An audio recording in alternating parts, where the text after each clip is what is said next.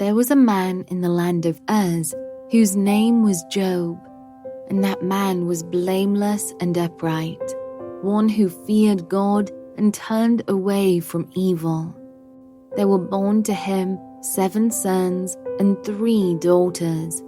He possessed 7,000 sheep, 3,000 camels, 500 yoke of oxen, and 500 female donkeys, and very many servants, so that this man was the greatest of all the people of the East. His sons used to go and hold a feast in the house of each one on his day, and they would send and invite their 3 sisters to eat and drink with them. And when the days of the feast had run their course, Job would send and consecrate them, and he would rise early in the morning and offer burnt offerings according to the number of them all. For Job said, "It may be that my children have sinned and cursed God in their hearts." Thus Job did continually. Now there was a day when the sons of God came to present themselves before the Lord, and Satan also came among them. The Lord said to Satan, "From where have you come?" Satan answered the Lord and said, "From going to and fro on the earth, and from walking up and down on it." And the Lord said to Satan, "Have you considered my servant Job, that there is none like him on the earth, a blameless and upright man, who fears God and turns away from evil?" Then Satan answered the Lord and said, "Does Job fear God for no reason? Have you not put a hedge around him and his house and all that he has on every side? You have blessed the work of his hands, and his possessions have increased in the land. But stretch out your hand and touch all that he has, and he will curse you to your face." And the Lord said to Satan, "Behold, all that he has is in your hand. Only against him do not stretch out your hand." So Satan went out from the presence of the Lord. Now there was a day when his sons and daughters were eating and drinking wine in their oldest brother's house. And there came a messenger to Job and said, "The oxen were plowing and the donkeys feeding beside them, and the Sabaeans fell upon them and took them and struck down the servants with the edge of the sword. And I alone have escaped to tell you." While he was yet speaking, there came another and said, "The fire of God fell from heaven and burned up the sheep and the servants and consumed them, and I alone have escaped to tell you." While he was yet speaking, there came another and said, "The Chaldeans formed 3 groups and made a raid on the camels and took them and struck down the servants with the edge of the sword, and I alone have escaped to tell you."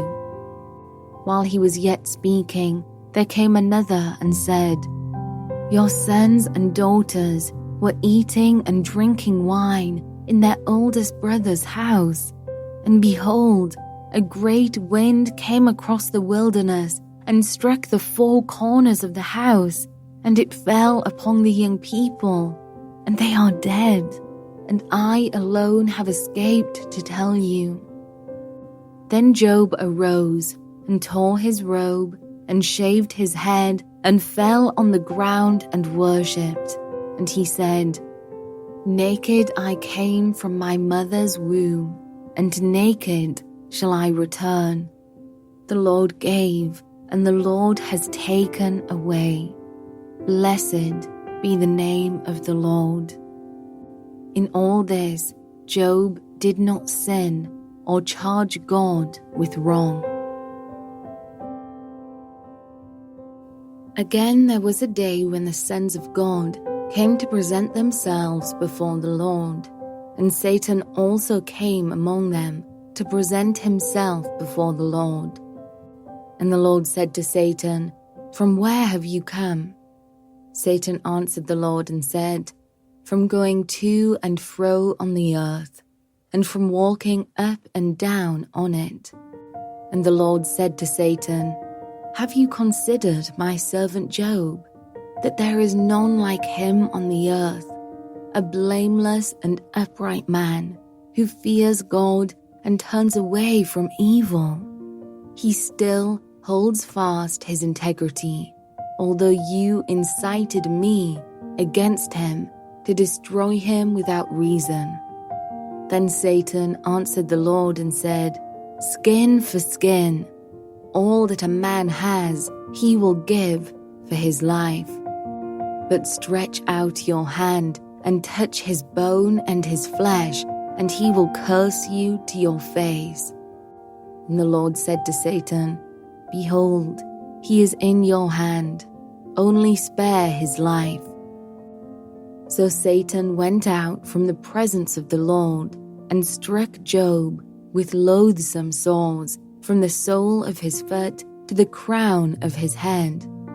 And he took a piece of broken pottery with which to scrape himself while he sat in the ashes. Then his wife said to him, "Do you still hold fast your integrity? Curse God and die." But he said to her, "You speak as one of the foolish women would speak. Shall we receive good from God, and shall we not receive evil?" In all this, Job did not sin with his lips. Now when Job's 3 friends heard of all this evil that had come upon him, they came each from his own place: Eliphaz the Temanite, Bildad the Shuhite, and Zophar the Naamathite. They made an appointment together to come to show him sympathy and comfort him. And when they saw him from a distance, they did not recognize him, and they raised their voices and wept. And they tore their robes and sprinkled dust on their heads toward heaven. And they sat with him on the ground 7 days and 7 nights, and no one spoke a word to him, for they saw that his suffering was very great. After this, Job opened his mouth and cursed the day of his birth. And Job said, "Let the day perish on which I was born, and the night that said, a man is conceived. Let that day be darkness. May God above not seek it, nor light shine upon it. Let gloom and deep darkness claim it. Let clouds dwell upon it. Let the blackness of the day terrify it. That night, let thick darkness seize it. Let it not rejoice among the days of the year. Let it not come into the number of the months. Behold, let that night be barren. Let no joyful cry enter it. Let those curse it who curse the day, who are ready to rouse up Leviathan. Let the stars of its dawn be dark. Let it hope for light, but have none, nor see the eyelids of the morning. Because it did not shut the doors of my mother's womb, nor hide trouble from my eyes. Why did I not die at birth, come out from the womb and expire? Why did the knees receive me, or why the breasts that I should nurse? For then I would have lain down and been quiet. I would have slept, then I would have been at rest, with kings and counselors of the earth, who rebuilt ruins for themselves, or with princes who had gold, who filled their houses with silver. Or why was I not as a hidden stillborn child, as infants who never see the light? There the wicked cease from troubling, and there the weary are at rest. There the prisoners are at ease together. They hear not the voice of the taskmaster. The small and the great are there, and the slave is free from his master. Why is light given to him who is in misery, and life to the bitter in soul, who long for death, but it comes not, and dig for it more than for hidden treasures, who rejoice exceedingly, and are glad when they find the grave? Why is light given to a man whose way is hidden, whom God has hedged in? For my sighing comes instead of my bread, and my groanings are poured out like water. For the thing that I fear comes upon me, and what I dread befalls me. I am not at ease, nor am I quiet. I have no rest, but trouble comes. Then Eliphaz the Temanite answered and said, If one ventures a word with you, will you be impatient? Yet who can keep from speaking? Behold, you have instructed many, and you have strengthened the weak hands. Your words have upheld him who was stumbling, and you have made firm the feeble knees. But now it has come to you, and you are impatient. It touches you, and you are dismayed. Is not your fear of God your confidence, and the integrity of your ways your hope? Remember, who that was innocent ever perished, or where were the upright cut off? As I have seen, those who plough iniquity and sow trouble reap the same. By the breath of God they perish, and by the blast of his anger they are consumed. The roar of the lion, the voice of the fierce lion, the teeth of the young lions are broken. The strong lion perishes for lack of prey, and the cubs of the lioness are scattered. Now a word was brought to me stealthily. My ear received the whisper of it. Amid thoughts from visions of the night, when deep sleep falls on men, dread came upon me and trembling, which made all my bones shake. A spirit glided past my face, the hair of my flesh stood up. It stood still, but I could not discern its appearance. A form was before my eyes, there was silence, then I heard a voice. Can mortal man be in the right before God? Can a man be pure before his Maker? Even in his servants he puts no trust, and his angels he charges with error. How much more those who dwell in houses of clay, whose foundation is in the dust, who are crushed like the moth. Between morning and evening they are beaten to pieces. They perish forever without anyone regarding it. Is not their tent cord plucked up within them? Do they not die, and that without wisdom? Call now.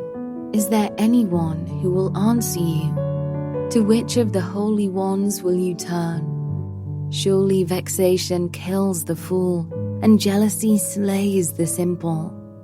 I have seen the fool taking root, but suddenly I cursed his dwelling.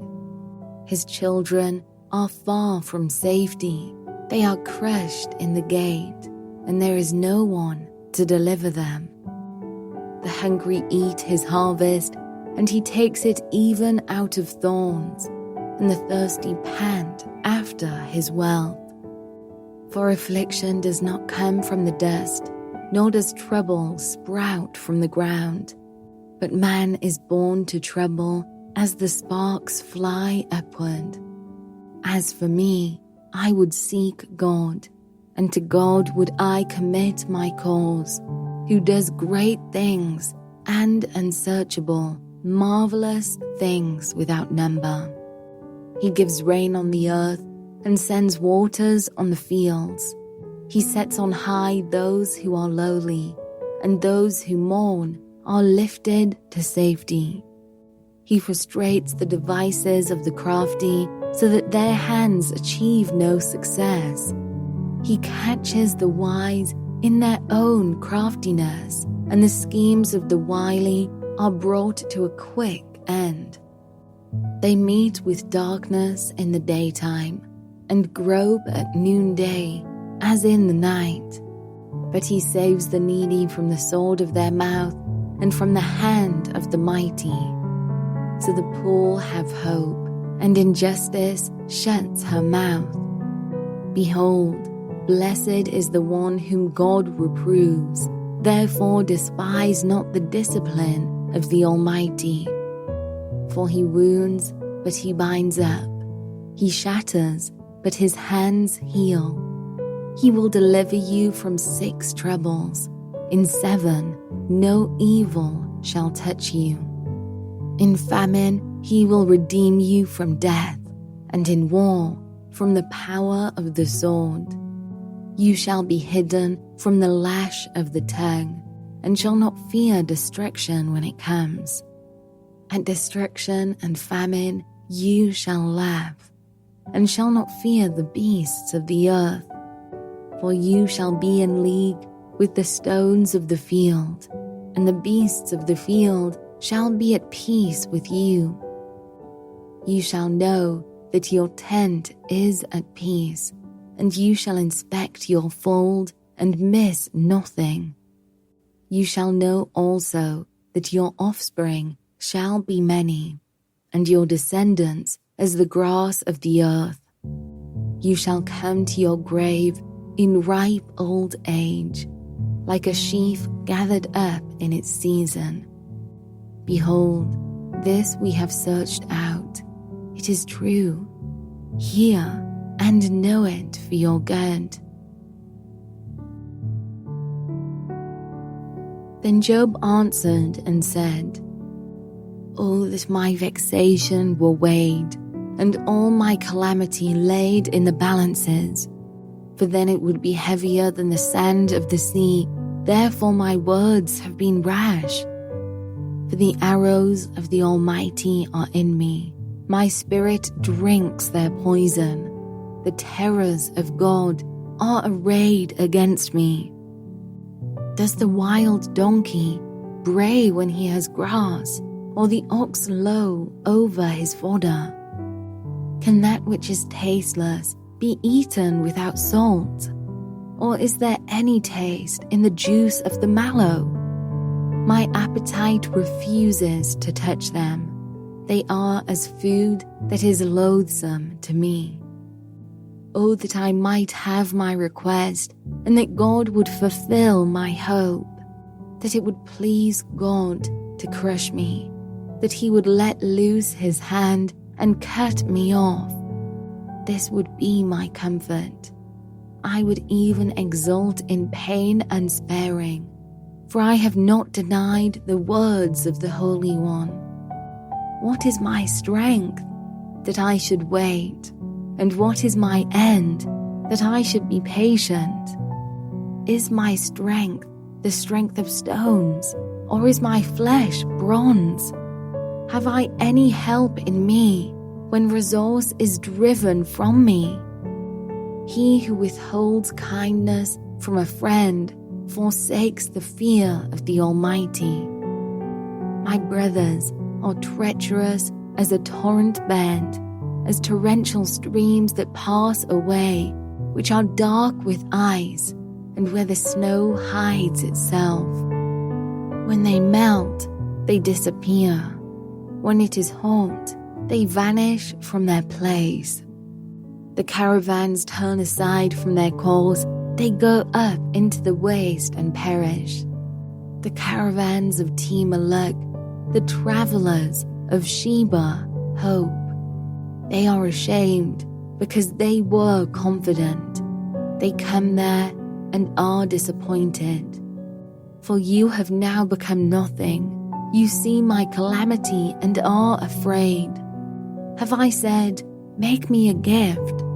Or, from your wealth, offer a bribe for me?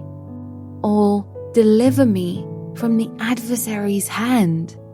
Or, redeem me from the hand of the ruthless? Teach me, and I will be silent. Make me understand how I have gone astray.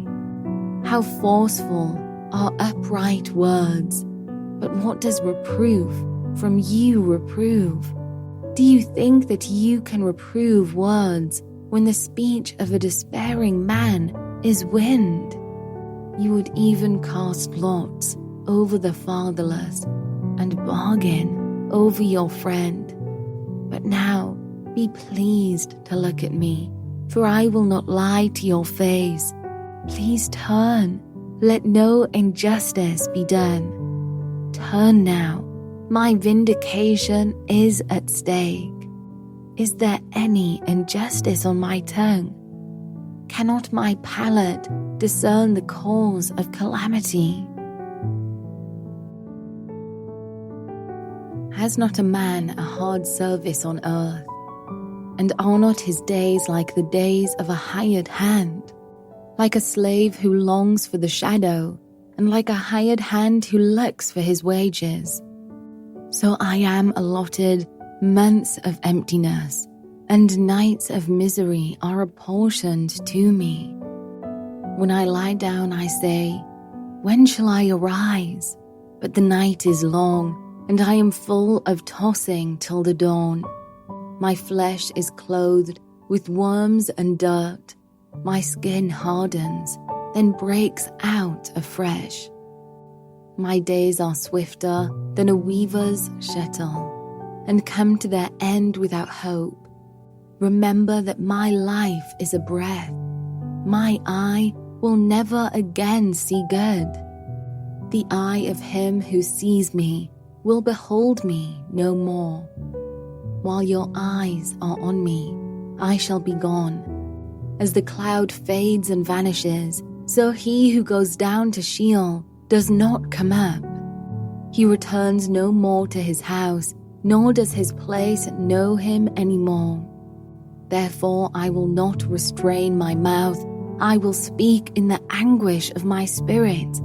I will complain in the bitterness of my soul. Am I the sea, or a sea monster, that you set a guard over me? When I say, my bed will comfort me, my couch will ease my complaint, then you scare me with dreams and terrify me with visions, so that I would choose strangling and death rather than my bones. I loathe my life. I would not live forever. Leave me alone, for my days are a breath. What is man, that you make so much of him, and that you set your heart on him, visit him every morning, and test him every moment? How long will you not look away from me, nor leave me alone till I swallow my spit? If I sin, what do I do to you, you watcher of mankind?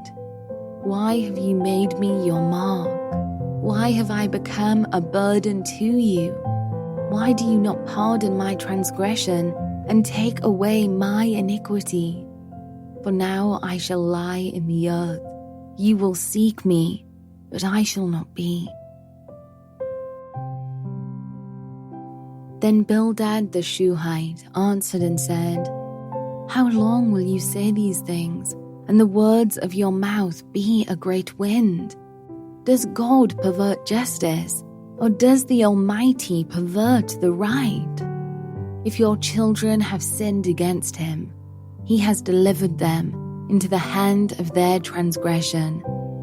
If you will seek God and plead with the Almighty for mercy, if you are pure and upright, Surely then he will rouse himself for you and restore your rightful habitation. And though your beginning was small, your latter days will be very great. For inquire, please, of bygone ages, and consider what the fathers have searched out. For we are but of yesterday and know nothing, for our days on earth are a shadow. Will they not teach you, and tell you, and utter words out of their understanding? Can papyrus grow where there is no marsh? Can reeds flourish where there is no water? While yet in flower and not cut down, they wither before any other plant. Such are the paths of all who forget God. The hope of the godless shall perish.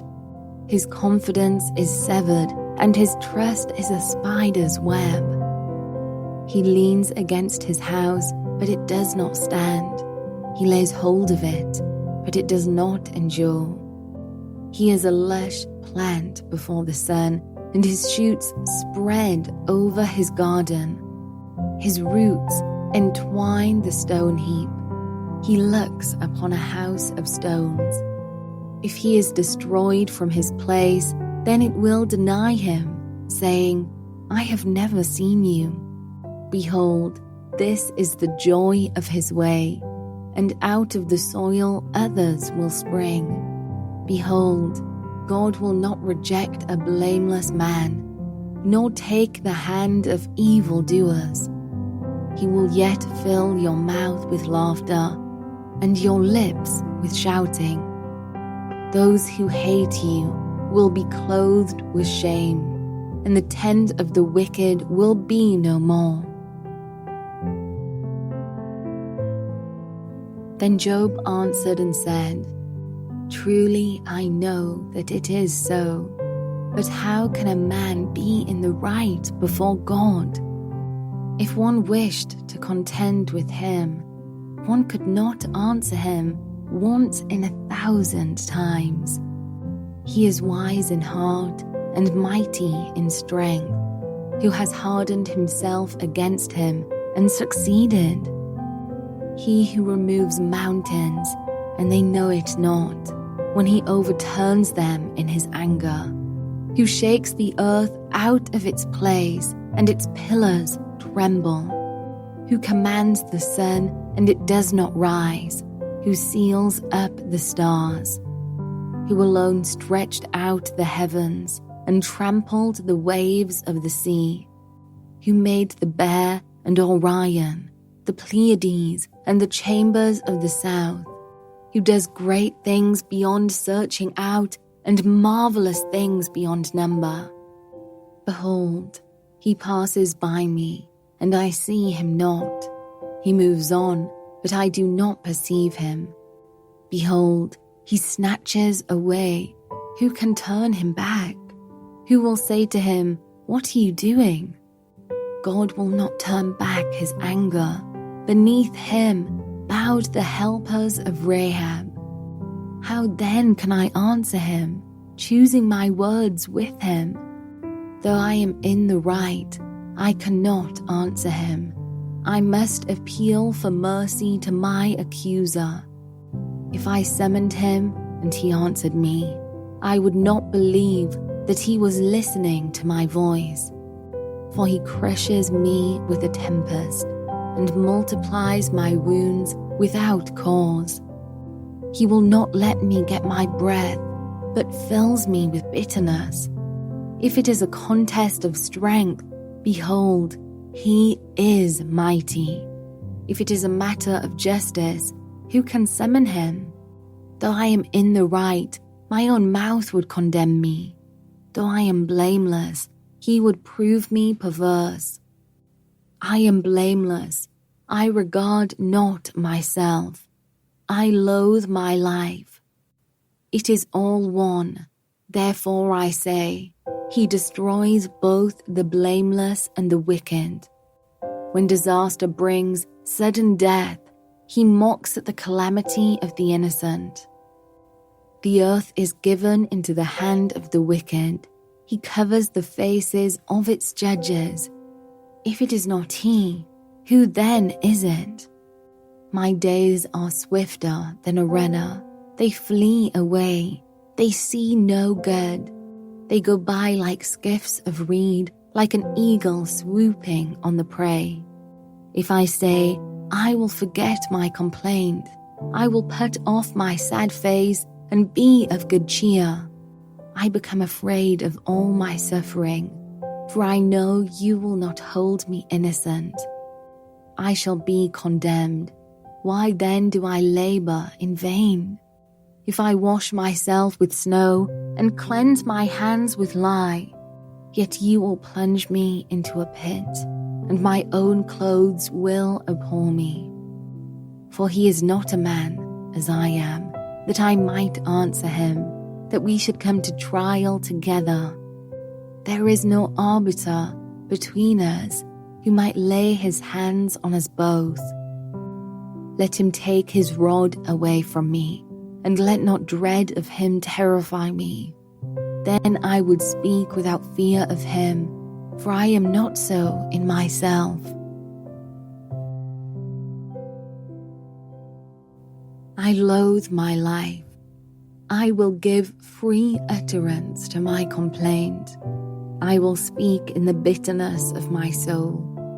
I will say to God, do not condemn me. Let me know why you contend against me. Does it seem good to you to oppress, to despise the work of your hands, and favor the designs of the wicked? Have you eyes of flesh? Do you see as man sees? Are your days as the days of man, or your years as a man's years, that you seek out my iniquity and search for my sin, although you know that I am not guilty, and there is none to deliver out of your hand? Your hands fashioned and made me, and now you have destroyed me altogether. Remember that you have made me like clay, and will you return me to the dust? Did you not pour me out like milk and curdle me like cheese? You clothed me with skin and flesh, and knit me together with bones and sinews. You have granted me life and steadfast love, and your care has preserved my spirit. Yet these things you hid in your heart. I know that this was your purpose. If I sin, you watch me, and do not acquit me of my iniquity. If I am guilty, woe to me. If I am in the right, I cannot lift up my head, for I am filled with disgrace and look on my affliction.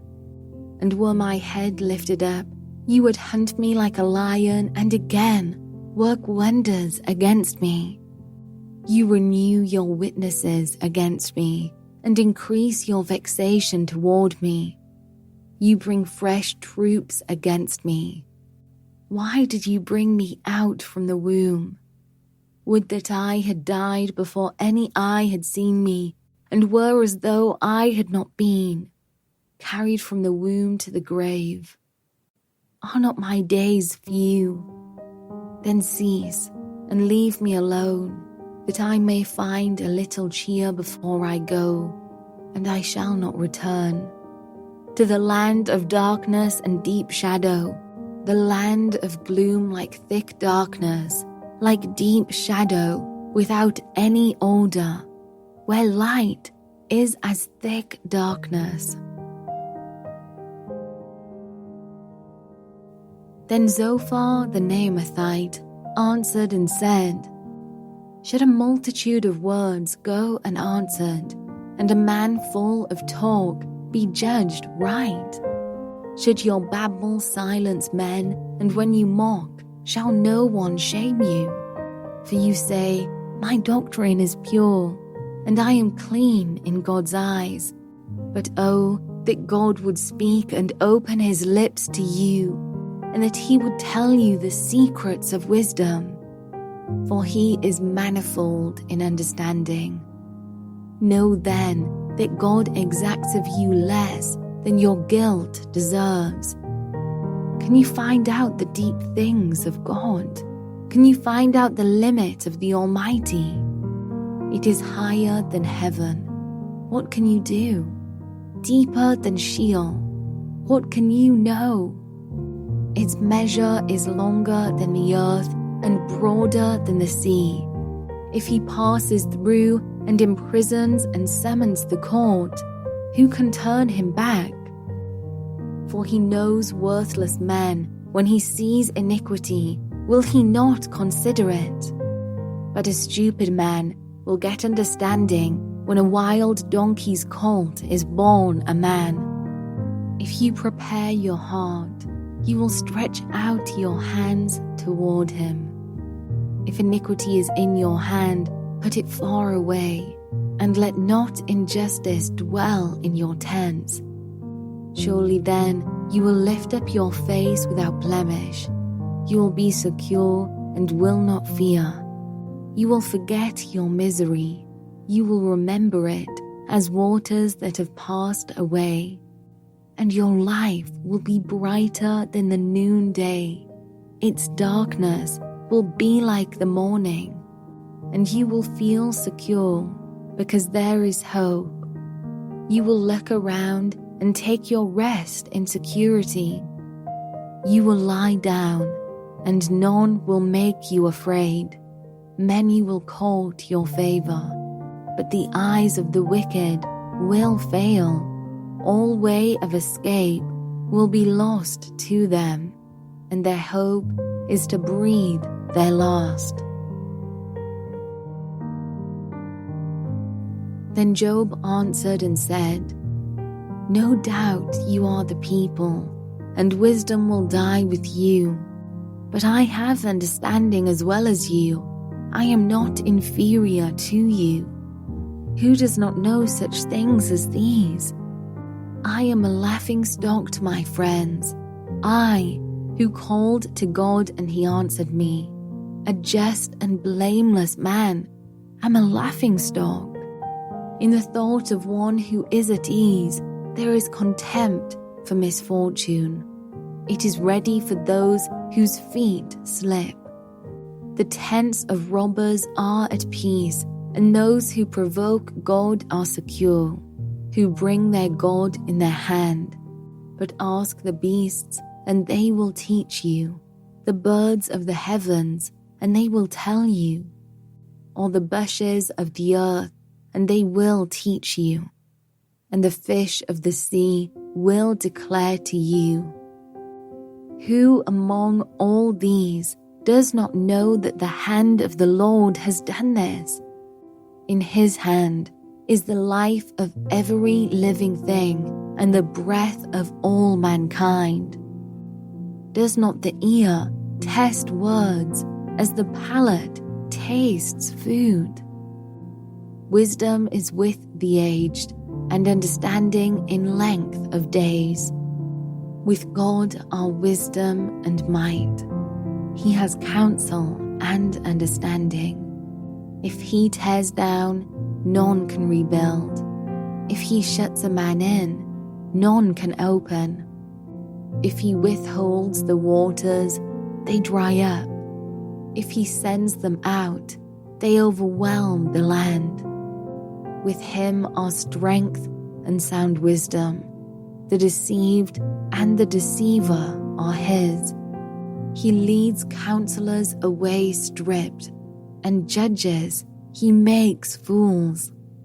He looses the bonds of kings and binds a waistcloth on their hips. He leads priests away stripped and overthrows the mighty. He deprives of speech those who are trusted and takes away the discernment of the elders. He pours contempt on princes and loosens the belt of the strong. He uncovers the deeps out of darkness and brings deep darkness to light. He makes nations great and he destroys them. He enlarges nations and leads them away. He takes away understanding from the chiefs of the people of the earth and makes them wander in a trackless waste. They grope in the dark without light, and he makes them stagger like a drunken man. Behold, my eye has seen all this, my ear has heard and understood it. What you know, I also know. I am not inferior to you. But I would speak to the Almighty, and I desire to argue my case with God. As for you, you whitewash with lies. Worthless physicians are you all. Oh, that you would keep silent, and it would be your wisdom. Hear now my argument, and listen to the pleadings of my lips. Will you speak falsely for God, and speak deceitfully for him? Will you show partiality toward him? Will you plead the case for God? Will it be well with you when he searches you out? Or can you deceive him as one deceives a man? He will surely rebuke you if in secret you show partiality. Will not his majesty terrify you, and the dread of him fall upon you? Your maxims are proverbs of ashes. Your defenses are defenses of clay. Let me have silence, and I will speak, and let come on me what may. Why should I take my flesh in my teeth and put my life in my hand? Though he slay me, I will hope in him, yet I will argue my ways to his face. This will be my salvation, that the godless shall not come before him. Keep listening to my words, and let my declaration be in your ears. Behold, I have prepared my case. I know that I shall be in the right. Who is there who will contend with me? For then I would be silent and die. Only grant me two things, then I will not hide myself from your face. Withdraw your hand far from me, and let not dread of you terrify me. Then call, and I will answer, or let me speak, and you reply to me. How many are my iniquities and my sins? Make me know my transgression and my sin. Why do you hide your face and count me as your enemy? Will you frighten a driven leaf and pursue dry chaff? For you write bitter things against me and make me inherit the iniquities of my youth. You put my feet in the stocks and watch all my paths. You set a limit for the soles of my feet. Man wastes away like a rotten thing, like a garment that is moth-eaten. Man who is born of a woman is few of days and full of trouble. He comes out like a flower and withers. He flees like a shadow and continues not. And do you open your eyes on such a one and bring me into judgment with you? Who can bring a clean thing out of an unclean? There is not one. Since his days are determined, and the number of his months is with you, and you have appointed his limits that he cannot pass. Look away from him and leave him alone, that he may enjoy, like a hired hand, his day. For there is hope for a tree, if it be cut down, that it will sprout again, and that its shoots will not cease.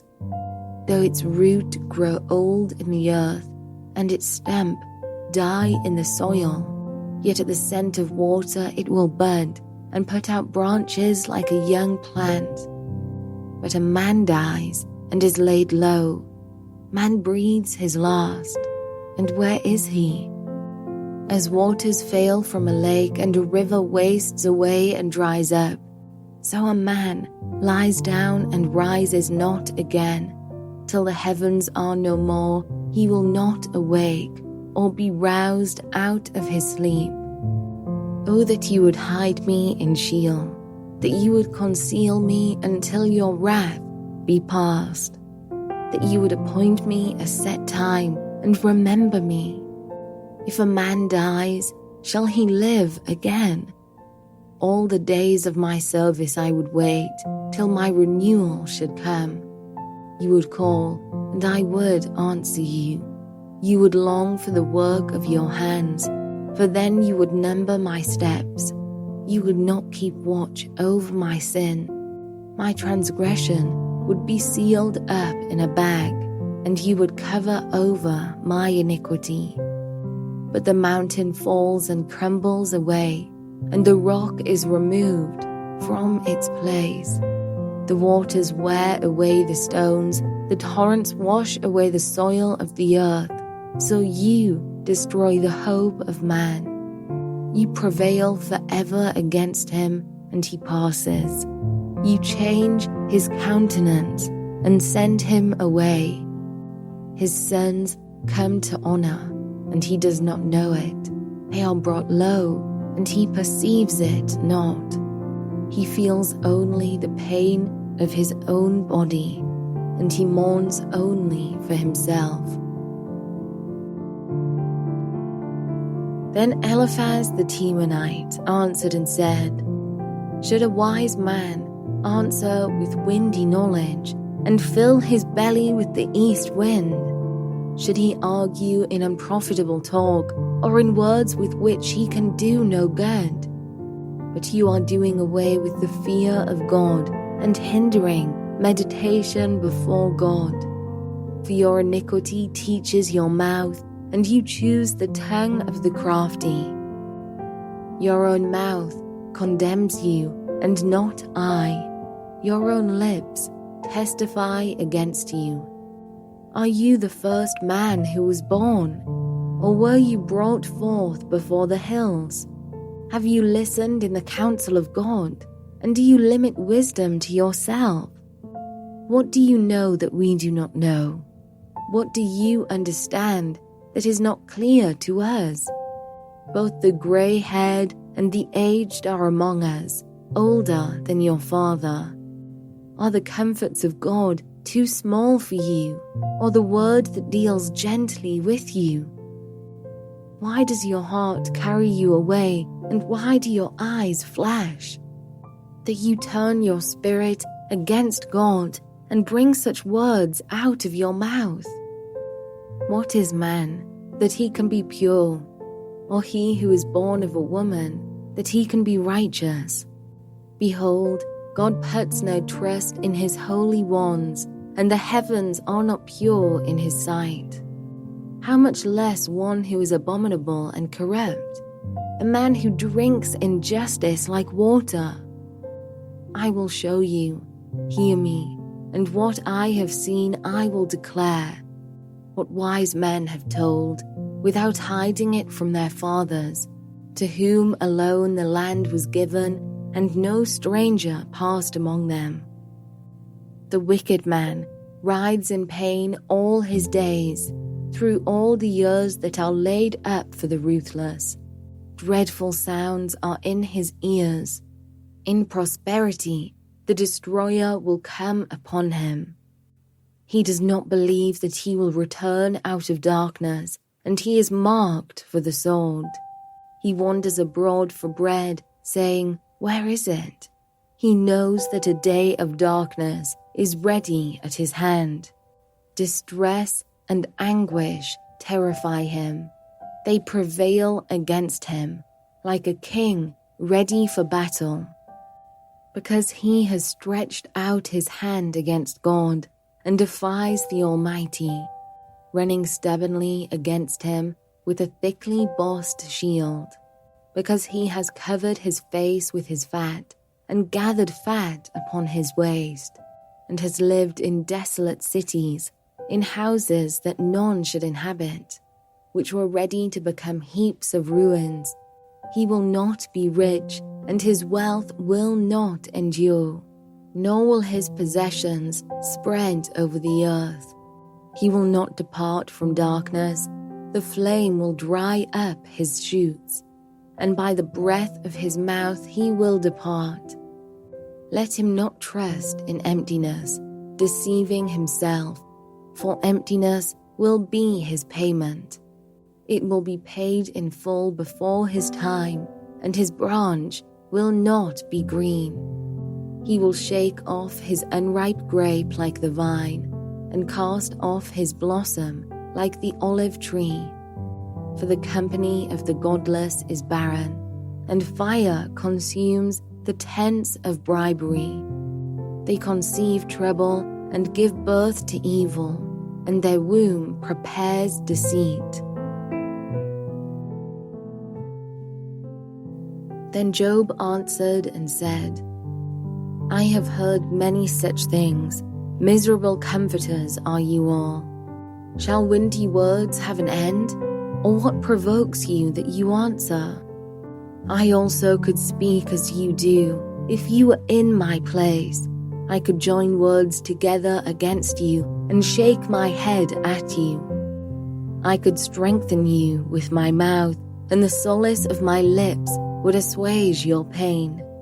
If I speak, my pain is not assuaged, and if I forbear, how much of it leaves me?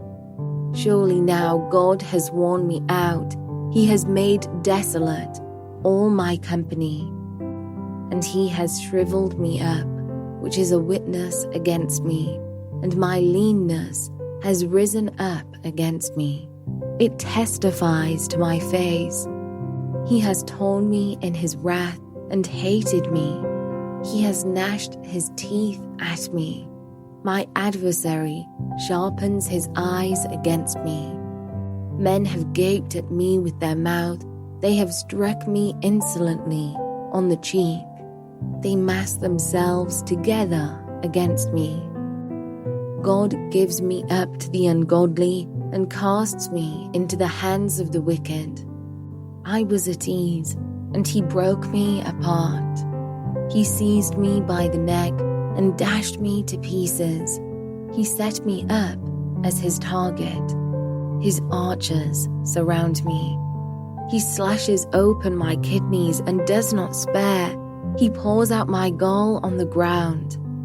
He breaks me with breach upon breach. He runs upon me like a warrior. I have sewed sackcloth upon my skin and have laid my strength in the dust. My face is red with weeping, and on my eyelids is deep darkness. Although there is no violence in my hands, and my prayer is pure. O earth, cover not my blood, and let my cry find no resting place. Even now, behold, my witness is in heaven, and he who testifies for me is on high. My friends scorn me. My eye pours out tears to God, that he would argue the case of a man with God, as a son of man does with his neighbor. For when a few years have come, I shall go the way from which I shall not return. My spirit is broken. My days are extinct. The graveyard is ready for me. Surely there are mockers about me, and my eye dwells on their provocation.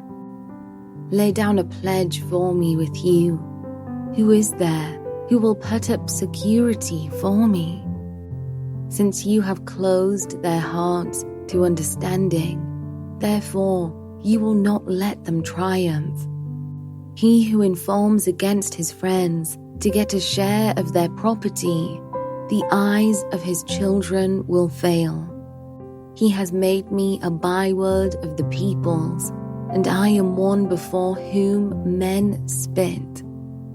My eye has grown dim from vexation, and all my members are like a shadow.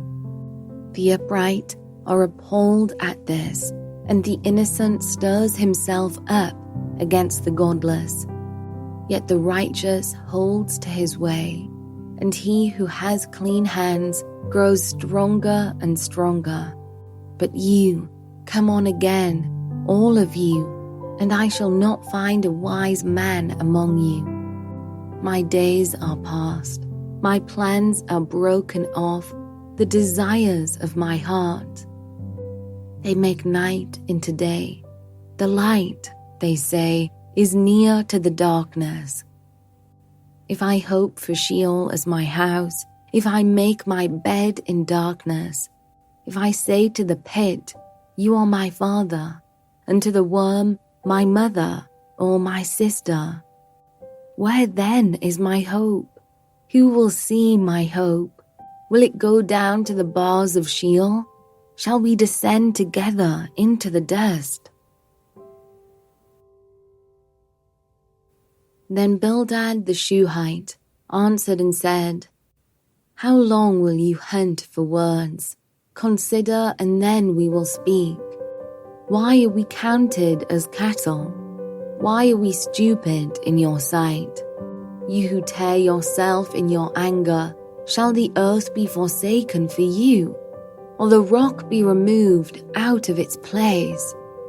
Indeed, the light of the wicked is put out, and the flame of his fire does not shine. The light is dark in his tent, and his lamp above him is put out. His strong steps are shortened, and his own schemes throw him down. For he is cast into a net by his own feet, and he walks on its mesh. A trap seizes him by the heel, a snare lays hold of him. A rope is hidden for him in the ground, a trap for him in the path. Terrors frighten him on every side and chase him at his heels. His strength is famished, and calamity is ready for his stumbling. It consumes the parts of his skin, the firstborn of death consumes his limbs. He is torn from the tent in which he trusted, and is brought to the king of terrors. In his tent dwells that which is none of his. Sulfur is scattered over his habitation. His roots dry up beneath, and his branches wither above. His memory perishes from the earth, and he has no name in the street. He is thrust from light into darkness and driven out of the world. He has no posterity or progeny among his people, and no survivor where he used to live. They of the west are appalled at his day, and horror seizes them of the east. Surely such are the dwellings of the unrighteous, such is the place of him who knows not God. Then Job answered and said, How long will you torment me and break me in pieces with words? These 10 times you have cast reproach upon me. Are you not ashamed to wrong me? And even if it be true that I have erred, my error remains with myself. If indeed you magnify yourselves against me and make my disgrace an argument against me, know then that God has put me in the wrong and closed his net about me. Behold, I cry out, violence, but I am not answered. I call for help, but there is no justice. He has walled up my way so that I cannot pass, and he has set darkness upon my paths. He has stripped from me my glory and taken the crown from my head. He breaks me down on every side, and I am gone, and my hope he has pulled up like a tree. He has kindled his wrath against me and counts me as his adversary. His troops come on together. They have cast up their siege ramp against me and encamp around my tent. He has put my brothers far from me, and those who knew me are wholly estranged from me. My relatives have failed me. My close friends have forgotten me. The guests in my house and my maidservants count me as a stranger. I have become a foreigner in their eyes. I call to my servant, but he gives me no answer. I must plead with him, with my mouth for mercy. My breath is strange to my wife, and I am a stench to the children of my own mother. Even young children despise me. When I rise, they talk against me. All my intimate friends abhor me, and those whom I loved have turned against me. My bones stick to my skin and to my flesh, and I have escaped by the skin of my teeth. Have mercy on me.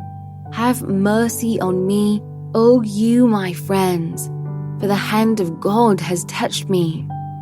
Why do you, like God, pursue me? Why are you not satisfied with my flesh? Oh, that my words were written. Oh, that they were inscribed in a book. Oh, that with an iron pen and lead they were engraved in the rock forever. For I know that my Redeemer lives, and at the last he will stand upon the earth. And after my skin has been thus destroyed, yet in my flesh I shall see God, whom I shall see for myself, and my eyes shall behold, and not another. My heart faints within me. If you say, how we will pursue him, and the root of the matter is found in him, be afraid of the sword, for wrath brings the punishment of the sword, that you may know there is a judgment. Then Zophar the Naamathite answered and said, Therefore my thoughts answer me, because of my haste within me. I hear censure that insults me, and out of my understanding a spirit answers me. Do you not know this from of old, since man was placed on earth, that the exulting of the wicked is short, and the joy of the godless but for a moment? Though his height mount up to the heavens, and his head reach to the clouds, he will perish forever, like his own dung. Those who have seen him will say, Where is he? He will fly away like a dream and not be found. He will be chased away like a vision of the night. The eye that saw him will see him no more, nor will his place any more behold him. His children will seek the favor of the poor, and his hands will give back his wealth. His bones are full of his youthful vigor, but it will lie down with him in the dust. Though evil is sweet in his mouth, though he hides it under his tongue, though he is loath to let it go and holds it in his mouth, yet his food is turned in his stomach. 'Tis the venom of cobras within him. He swallows down riches and vomits them up again. God casts them out of his belly. He will suck the poison of cobras, the tongue of a viper will kill him. He will not look upon the rivers, the streams flowing with honey and curds. He will give back the fruit of his toil and will not swallow it down. From the profit of his trading, he will get no enjoyment. For he has crushed and abandoned the poor. He has seized a house that he did not build. Because he knew no contentment in his belly, he will not let anything in which he delights escape him. There was nothing left after he had eaten, therefore his prosperity will not endure. In the fullness of his sufficiency, he will be in distress. The hand of everyone in misery will come against him. To fill his belly to the full, God will send his burning anger against him and rain it upon him into his body. He will flee from an iron weapon, a bronze arrow will strike him through. It is drawn forth and comes out of his body. The glittering point comes out of his gallbladder. Terrors come upon him. Utter darkness is laid up for his treasures. A fire not fanned will devour him. What is left in his tent will be consumed. The heavens will reveal his iniquity, and the earth will rise up against him. The possessions of his house will be carried away, dragged off in the day of God's wrath. This is the wicked man's portion from God, the heritage decreed for him by God. Then Job answered and said, "Keep listening to my words, and let this be your comfort. Bear with me, and I will speak, and after I have spoken, mock on. As for me, is my complaint against man? Why should I not be impatient? Look at me and be appalled, and lay your hand over your mouth. When I remember, I am dismayed, and shuddering seizes my flesh. Why do the wicked live, reach old age, and grow mighty in power? Their offspring are established in their presence, and their descendants before their eyes. Their houses are safe from fear, and no rod of God is upon them. Their bull breeds without fail, their cow calves and does not miscarry. They send out their little boys like a flock, and their children dance. They sing to the tambourine and the lyre, and rejoice to the sound of the pipe. They spend their days in prosperity, and in peace they go down to Sheol. They say to God, "Depart from us. We do not desire the knowledge of your ways. What is the Almighty, that we should serve him? And what profit do we get if we pray to him? Behold, is not their prosperity in their hand? The counsel of the wicked is far from me. How often is it that the lamp of the wicked is put out, that their calamity comes upon them, that God distributes pains in his anger, that they are like straw before the wind, and like chaff that the storm carries away? You say, God stores up their iniquity for their children. Let him pay it out to them, that they may know it. Let their own eyes see their destruction, and let them drink on the wrath of the Almighty. For what do they care for their houses after them, when the number of their months is cut off? Will any teach God knowledge, seeing that he judges those who are on high? One dies in his full vigor, being wholly at ease and secure, his pails full of milk, and the marrow of his bones moist.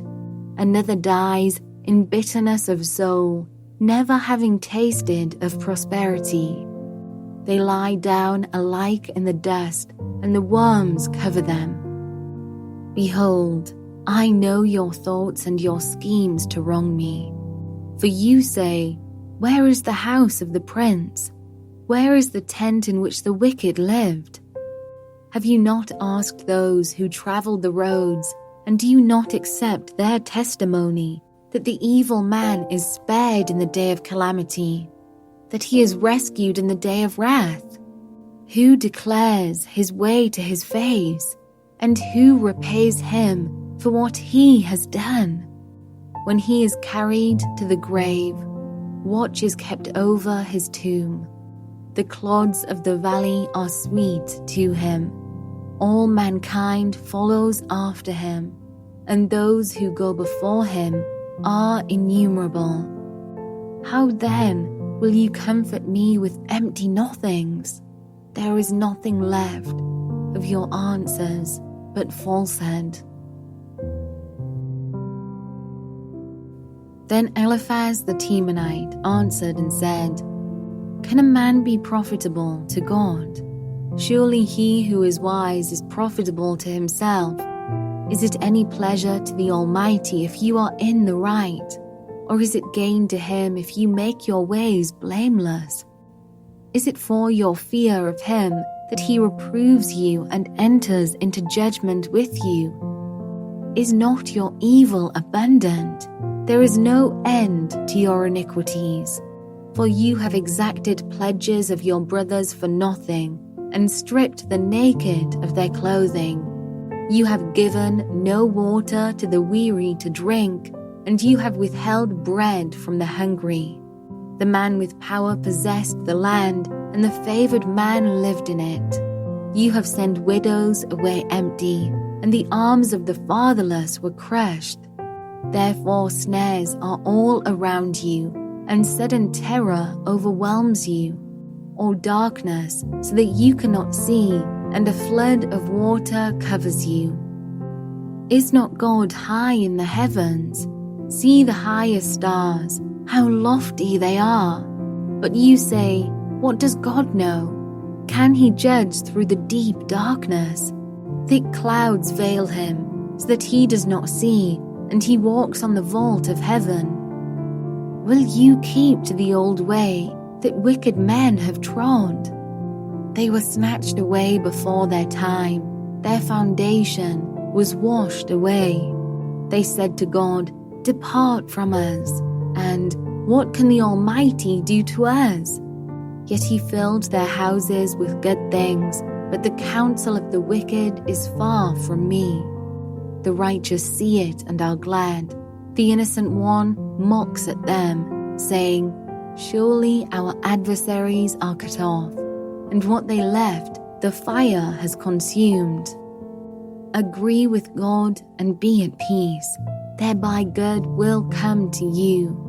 Receive instruction from his mouth, and lay up his words in your heart. If you return to the Almighty, you will be built up. If you remove injustice far from your tents, if you lay gold in the dust, and gold of Ophir among the stones of the torrent bed, then the Almighty will be your gold and your precious silver. For then you will delight yourself in the Almighty and lift up your face to God. You will make your prayer to him, and he will hear you, and you will pay your vows. You will decide on a matter, and it will be established for you, and light will shine on your ways. For when they are humbled, you say, it is because of pride, but he saves the lowly. He delivers even the one who is not innocent. Who will be delivered through the cleanness of your hands? Then Job answered and said, today also my complaint is bitter. My hand is heavy on account of my groaning. Oh, that I knew where I might find him, that I might come even to his seat. I would lay my case before him and fill my mouth with arguments. I would know what he would answer me and understand what he would say to me. Would he contend with me in the greatness of his power? No, he would pay attention to me. There an upright man could argue with him, and I would be acquitted forever by my judge. Behold, I go forward, but he is not there, and backward, but I do not perceive him. On the left hand when he is working, I do not behold him. He turns to the right hand, but I do not see him. But he knows the way that I take. When he has tried me, I shall come out as gold. My foot has held fast to his steps. I have kept his way and have not turned aside. I have not departed from the commandment of his lips. I have treasured the words of his mouth more than my portion of food. But he is unchangeable, and who can turn him back? What he desires, that he does. For he will complete what he appoints for me. and many such things are in his mind. Therefore I am terrified at his presence. When I consider, I am in dread of him. God has made my heart faint. The Almighty has terrified me. Yet I am not silenced because of the darkness, nor because thick darkness covers my face. Why are not times of judgment kept by the Almighty? And why do those who know him never see his days? Some move landmarks. They seize flocks and pasture them. They drive away the donkey of the fatherless. They take the widow's ox for a pledge. They thrust the poor off the road. The poor of the earth all hide themselves. Behold, like wild donkeys in the desert, the poor go out to their toil, seeking game. The wasteland yields food for their children. They gather their fodder in the field, and they glean the vineyard of the wicked man. They lie all night naked, without clothing, and have no covering in the cold. They are wet with the rain of the mountains, and cling to the rock for lack of shelter. There are those who snatch the fatherless child from the breast, and they take a pledge against the poor. They go about naked, without clothing. Hungry, they carry the sheaves. Among the olive rows of the wicked, they make oil. They tread the wine presses, but suffer thirst. From out of the city the dying groan, and the soul of the wounded cries for help. Yet God charges no one with wrong. There are those who rebel against the light, who are not acquainted with its ways, and do not stay in its paths. The murderer rises before it is light, that he may kill the poor and needy, and in the night he is like a thief. The eye of the adulterer also waits for the twilight, saying, "No eye will see me," and he veils his face.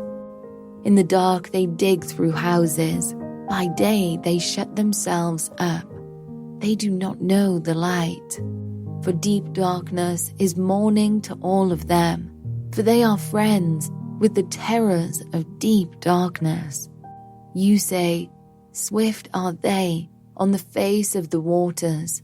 Their portion is cursed in the land. No treader turns toward their vineyards. Drought and heat snatch away the snow waters. So does Sheol those who have sinned. The womb forgets them. The worm finds them sweet. They are no longer remembered. So wickedness is broken like a tree. They wrong the barren, childless woman, and do no good to the widow. Yet God prolongs the life of the mighty by his power. They rise up when they despair of life. He gives them security, and they are supported, and his eyes are upon their ways. They are exalted a little while, and then are gone. They are brought low, and gathered up like all others. They are cut off like the heads of grain. If it is not so, who will prove me a liar and show that there is nothing in what I say? Then Bildad the Shuhite answered and said, Dominion and fear are with God. He makes peace in his high heaven. Is there any number to his armies? Upon whom does his light not arise? How then can man be in the right before God? How can he who is born of woman be pure? Behold, even the moon is not bright, and the stars are not pure in his eyes. How much less man, who is a maggot, and the son of man, who is a worm? Then Job answered and said, how you have helped him who has no power, how you have saved the arm that has no strength, how you have counseled him who has no wisdom, and plentifully declared sound knowledge, with whose help have you uttered words, and whose breath has come out from you. The dead tremble under the waters and their inhabitants. Sheol is naked before God, and Abaddon has no covering. He stretches out the north over the void and hangs the earth on nothing. He binds up the waters in his thick clouds, and the cloud is not split open under them. He covers the face of the full moon and spreads over it his cloud. He has inscribed a circle on the face of the waters at the boundary between light and darkness. The pillars of heaven tremble and are astounded at his rebuke. By his power he stilled the sea. By his understanding he shattered Rahab. By his wind the heavens were made fair. His hand pierced the fleeing serpent. Behold, these are but the outskirts of his ways, and how small a whisper do we hear of him. But the thunder of his power, who can understand? And Job again took up his discourse and said, As God lives, who has taken away my right, and the Almighty, who has made my soul bitter, as long as my breath is in me, and the Spirit of God is in my nostrils, my lips will not speak falsehood, and my tongue will not utter deceit. Far be it from me to say that you are right. Till I die, I will not put away my integrity from me. I hold fast my righteousness and will not let it go. My heart does not reproach me for any of my days. Let my enemy be as the wicked, and let him who rises up against me be as the unrighteous. For what is the hope of the godless when God cuts him off? When God takes away his life? Will God hear his cry when distress comes upon him? Will he take delight in the Almighty? Will he call upon God at all times? I will teach you concerning the hand of God. What is with the Almighty, I will not conceal. Behold, all of you have seen it yourselves. Why then have you become altogether vain? This is the portion of a wicked man with God, and the heritage that oppressors receive from the Almighty. If his children are multiplied, it is for the sword, and his descendants have not enough bread. Those who survive him the pestilence buries, and his widows do not weep. Though he heap up silver like dust, and pile up clothing like clay, he may pile it up, but the righteous will wear it, and the innocent will divide the silver. He builds his house like a moth's, like a booth that a watchman makes.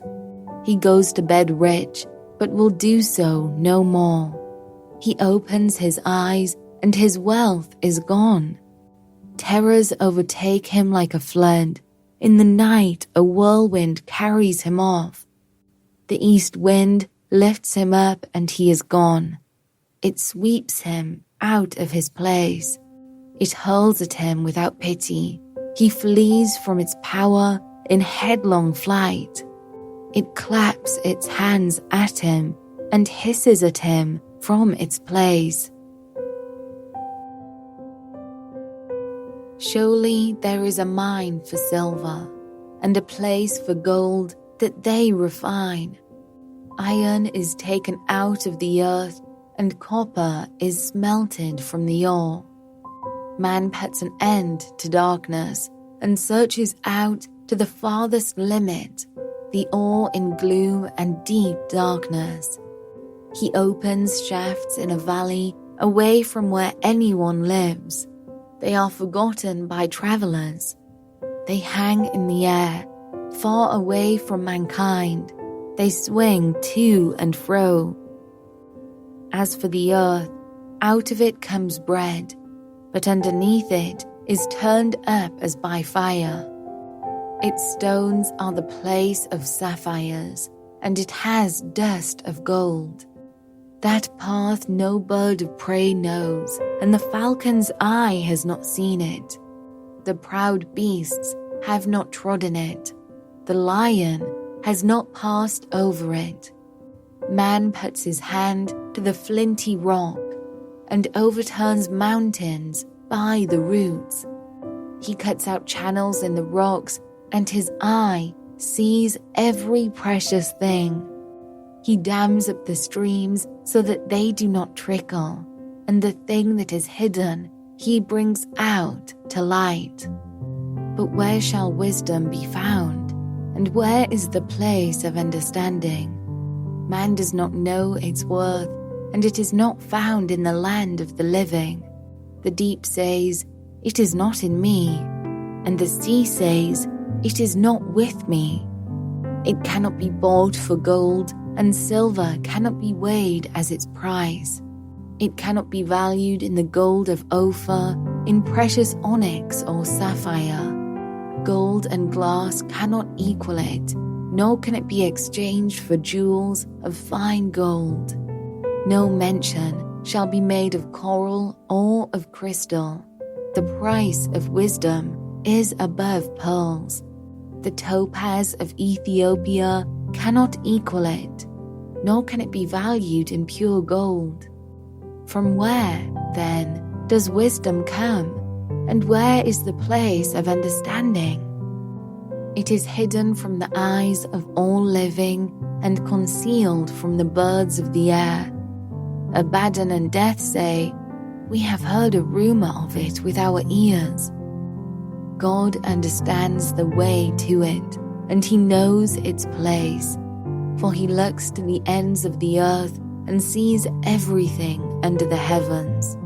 When he gave to the wind its weight and apportioned the waters by measure, when he made a decree for the rain and a way for the lightning of the thunder, then he saw it and declared it. He established it and searched it out. And he said to man, "Behold, the fear of the Lord, that is wisdom, and to turn away from evil is understanding."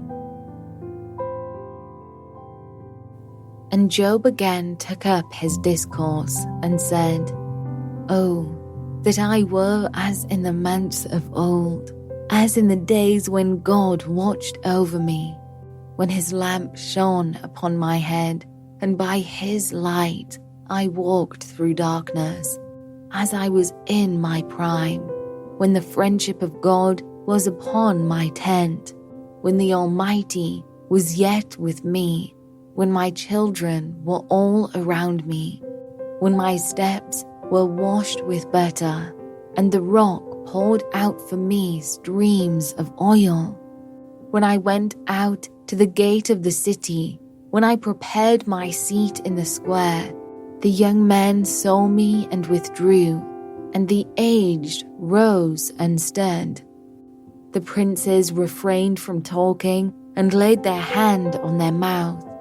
The voice of the nobles was hushed, and their tongue stuck to the roof of their mouth. When the ear heard, it called me blessed, and when the eye saw, it approved, because I delivered the poor who cried for help, and the fatherless who had none to help him.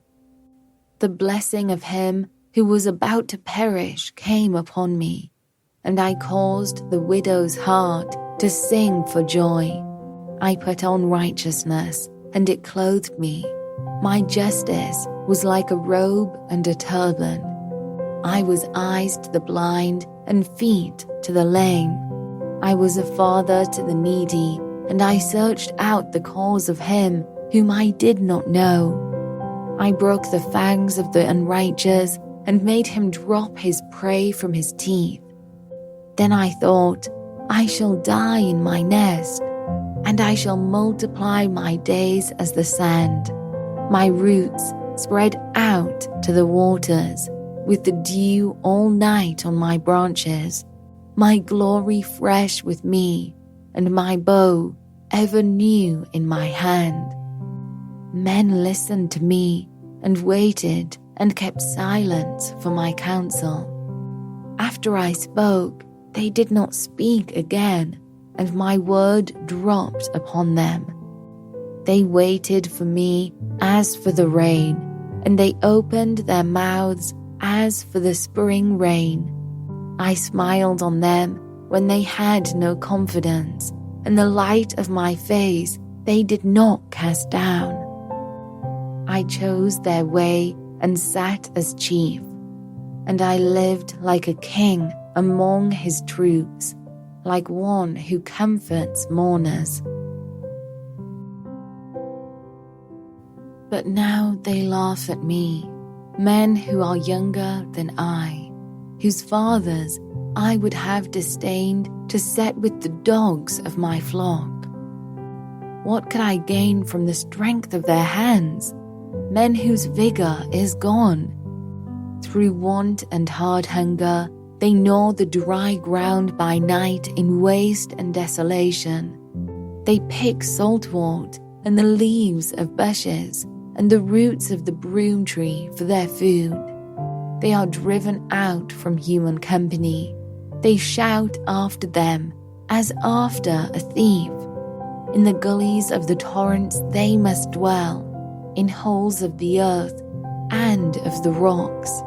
Among the bushes they bray, under the nettles they huddle together. A senseless and nameless brood, they have been whipped out of the land. And now I have become their song. I am a byword to them. They abhor me, they keep aloof from me. They do not hesitate to spit at the sight of me, because God has loosed my cord and humbled me. They have cast off restraint in my presence. On my right hand, the rabble rise. They push away my feet. They cast up against me their ways of destruction. They break up my path. They promote my calamity. They need no one to help them. As through a wide breach they come. Amid the crash, they roll on. Terrors are turned upon me. My honor is pursued as by the wind, and my prosperity has passed away like a cloud. And now my soul is poured out within me. Days of affliction have taken hold of me. The night racks my bones, and the pain that gnaws me takes no rest. With great force my garment is disfigured. It binds me about like the collar of my tunic. God has cast me into the mire, and I have become like dust and ashes. I cry to you for help, and you do not answer me. I stand, and you only look at me. You have turned cruel to me. With the might of your hand, you persecute me. You lift me up on the wind. You make me ride on it, and you toss me about in the roar of the storm. For I know that you will bring me to death, and to the house appointed for all living. Yet does not one in a heap of ruins stretch out his hand, and in his disaster cry for help? Did not I weep for him whose day was hard? Was not my soul grieved for the needy? But when I hoped for good, evil came, and when I waited for light, darkness came. My inward parts are in turmoil, and never still. Days of affliction come to meet me. I go about darkened, but not by the sun. I stand up in the assembly and cry for help. I am a brother of jackals and a companion of ostriches. My skin turns black and falls from me, and my bones burn with heat. My lyre is turned to mourning, and my pipe to the voice of those who weep. I have made a covenant with my eyes. How then could I gaze at a virgin? What would be my portion from God above, and my heritage from the Almighty on high? Is not calamity for the unrighteous, and disaster for the workers of iniquity? Does not he see my ways and number all my steps? If I have walked with falsehood, and my foot has hastened to deceit, let me be weighed in a just balance, and let God know my integrity.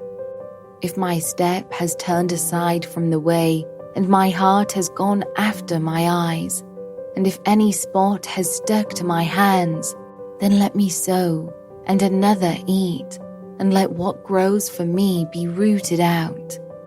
If my heart has been enticed toward a woman, and I have lain in wait at my neighbor's door, then let my wife grind for another, and let others bow down on her. For that would be a heinous crime. That would be an iniquity to be punished by the judges. For that would be a fire that consumes as far as Abaddon, and it would burn to the roots all my increase.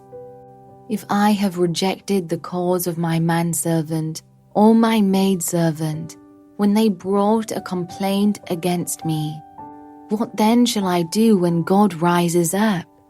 When he makes inquiry, what shall I answer him? Did not he who made me in the womb make him? And did not one fashion us in the womb?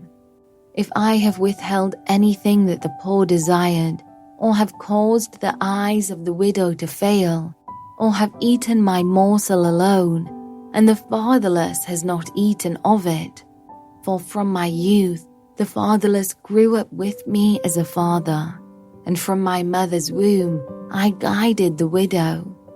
If I have seen anyone perish for lack of clothing, or the needy without covering, if his body has not blessed me, and if he was not warmed with the fleece of my sheep, if I have raised my hand against the fatherless because I saw my help in the gate, then let my shoulder blade fall from my shoulder, and let my arm be broken from its socket. For I was in terror of calamity from God, and I could not have faced his majesty. If I have made gold my trust, or called fine gold my confidence, if I have rejoiced because my wealth was abundant, or because my hand had found much, if I have looked at the sun when it shone, or the moon moving in splendor, and my heart has been secretly enticed, and my mouth has kissed my hand, this also would be an iniquity to be punished by the judges, for I would have been false to God above. If I have rejoiced at the ruin of him who hated me, or exulted when evil overtook him, I have not let my mouth sin by asking for his life with a curse. If the men of my tent have not said, who is there that has not been filled with his meat? The sojourner has not lodged in the street. I have opened my doors to the traveler. If I have concealed my transgressions as others do, by hiding my iniquity in my heart, because I stood in great fear of the multitude, and the contempt of families terrified me, so that I kept silence and did not go out of doors. Oh, that I had one to hear me! Here is my signature, let the Almighty answer me. Oh, that I had the indictment written by my adversary. Surely I would carry it on my shoulder. I would bind it on me as a crown. I would give him an account of all my steps. Like a prince, I would approach him. If my land has cried out against me, and its furrows have wept together, if I have eaten its yield without payment, and made its owners breathe their last, let thorns grow instead of wheat, and foul weeds instead of barley. The words of Job are ended. So these 3 men ceased to answer Job, because he was righteous in his own eyes. Then Elihu, the son of Barachel the Buzite, of the family of Ram, burned with anger. He burned with anger at Job, because he justified himself rather than God. He burned with anger also at Job's 3 friends, because they had found no answer, although they had declared Job to be in the wrong. Now Elihu had waited to speak to Job, because they were older than he. And when Elihu saw that there was no answer in the mouth of these 3 men, he burned with anger. And Elihu the son of Barachel the Buzite answered and said, I am young in years, and you are aged. Therefore I was timid and afraid to declare my opinion to you. I said, let days speak, and many years teach wisdom.